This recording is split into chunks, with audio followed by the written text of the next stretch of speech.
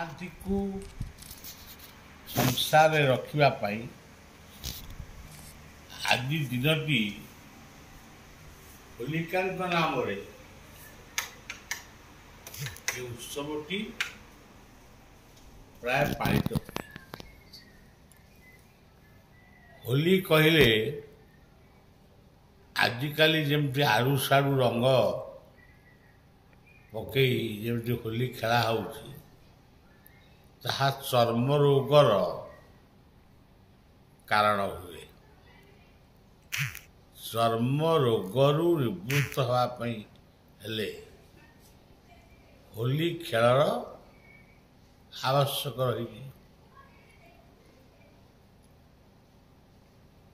ଅଭିର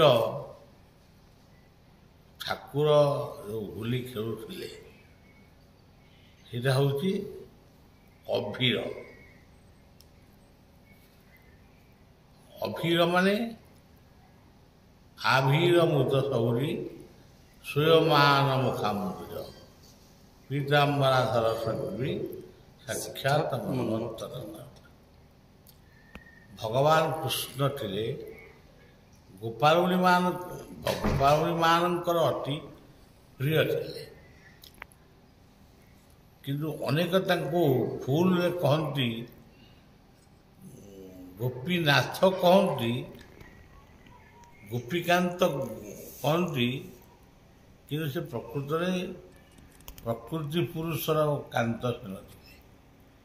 ସେ ଭକ୍ତ କାନ୍ତ ଥିଲେ, ମୁକ୍ତିକାନ୍ତ ଥିଲେ।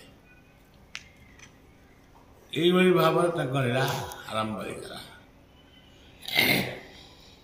ଆଜି ଦିନରେ ହୋଲି ଖେଳି ଭଗବାନ କୃଷ୍ଣ ଯମୁନାର କିଛି ଅଂଶକୁ ହୋଲିରେ ରଙ୍ଗରେ ପରିବର୍ତ୍ତନ କରିଥିଲେ। ତେଣୁ ଆଜି ହେଉଛି ସେହି ପବିତ୍ର ଦିନ। ଇଏ ଯେଉଁ ମୁଣ୍ଡ ଫଟା ରଙ୍ଗ, ଆଜିକାଲି ଆଧୁନିକ ଯୁଗର ରଙ୍ଗ ନ ଖେଳି କେବଳ ଅଭିରରେ ଟିକେ ଖେଳିଲେ ଭଲ। ବର୍ଷା ଋତୁ ଆସୁଛି, ଶୀତ ଋତୁ ଯାଉଛି, ଏଇ ଖରା ଗ୍ରୀଷ୍ମ ଋତୁ ଆସୁଛି। ଏଇ ଯେଉଁ ଗ୍ରୀଷ୍ମ ପ୍ରବାହ ସମସ୍ତଙ୍କୁ ଅସ୍ତବ୍ୟସ୍ତ କରିବ, ଏ କଥା ଠାକୁର ଜାଣି ଅଭିର ଖେଳୁଥିଲେ। ଅଭିରଟି ଯାହା ମସ୍ତକରେ କିଛି ଦିନ ରହିବ, ସେ ଗ୍ରୀଷ୍ମ ତାପକୁ ବିନାଶ କରିବ। ତେଣୁ ଇଏ ଗୋଟିଏ ସୁନ୍ଦର କାର୍ଯ୍ୟକ୍ରମ। ଏବଂ ଆଜି ଗୋଟିଏ ସବୁଠାରୁ ଦୁଃଖର କଥା, ଆମର ଆନନ୍ଦରେ ଏ ଉତ୍ସବଟି ଆମେ ପାଳନ କରୁଥିଲୁ। ଏଇଟା କ'ଣ ବିଲ କୋଲର ପିଲାମାନେ ବି ଟିକେ କୀର୍ତ୍ତନ ଫୀର୍ତ୍ତନ କରିକିରି ଆସନ୍ତି, ସେ ଗୋଟିଏ ଆନନ୍ଦ ହୁଏ। କିନ୍ତୁ ସବୁଠାରୁ ବଡ଼ ଆନନ୍ଦ ଥାଏ ଆମର ବାଲିକୁଦା ଅଞ୍ଚଳର ସଂଘର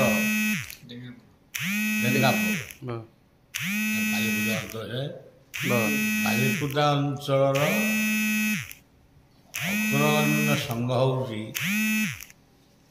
ଡେଙ୍ଗାପୋଲ ଏବଂ ବାଲିକୁଦା। ଏଇ ଡେଙ୍ଗାପୋଲରେ ମୋତେ ଦିନେ ଦହିବରା ବିକ୍ରି କରୁଥିବା ଲୋକଙ୍କ ଠାରୁ ଦହିବରାଟି ଆଣି ଆମର ଯେଉଁ ଅବିନାଶ ମହାନ୍ତି, ଯାହାକୁ ଆମେ ପିଙ୍କୁ ବୋଲି କହୁଛୁ, ସେ ଆଣି ମୋତେ ସେ ଦହିବରାଟି ଖୁଆଇଦେଲା ଏବଂ କହିଥିଲା, ବାବା ଯେତେବେଳେ ମନ ହେବ ଆପଣ ସେ ଦହିବରାଟି ଖାଇବେ। ମୁଁ ଆଉ ସେ ଖାଇପାରେନି କି ମଗେଇ ପାରେନି, କି ମୋର ମନେ ବି ରହେନି। ଦିନେ ସେଇ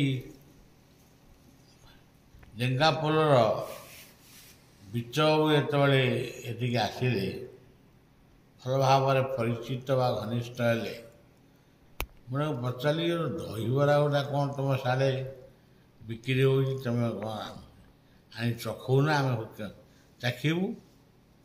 ସେ କହିଲେ ବାବା ଆମରି ଘର ପାଖରେ ଦହିବରା ଗୋଟେ ନାଁ ହେଇଯାଇଛି ତାର, ଆଉ ତାଠାରୁ ଭଲ ଭଲ ଦହିବରା ବିକ୍ରି ହେଉଛି, କିନ୍ତୁ ଲୋକଙ୍କର ନାଁ ହେଇଯାଇଛି ଆଉ।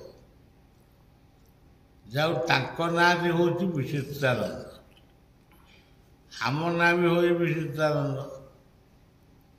ତେଣୁ ନାଁକୁ ନାଁଟି ଭିଡ଼ିଗଲା। ସିଏ ଥିଲେ ଶିଷ୍ୟ, ସମର୍ପିତ ମଣିଷ, ଆଶ୍ରମର ଆଗଧାଡ଼ିର କର୍ମୀ ଏବଂ ସଂଘ ପ୍ରସାର, କିନ୍ତୁ ତାଙ୍କର ବୟସ ମଧ୍ୟ ବିଶେଷ ହେଇନଥିଲା। ହଠାତ୍ ତାଙ୍କର ହାର୍ଟର ପ୍ରୋବ୍ଲେମ୍ ବାହାରିଲା।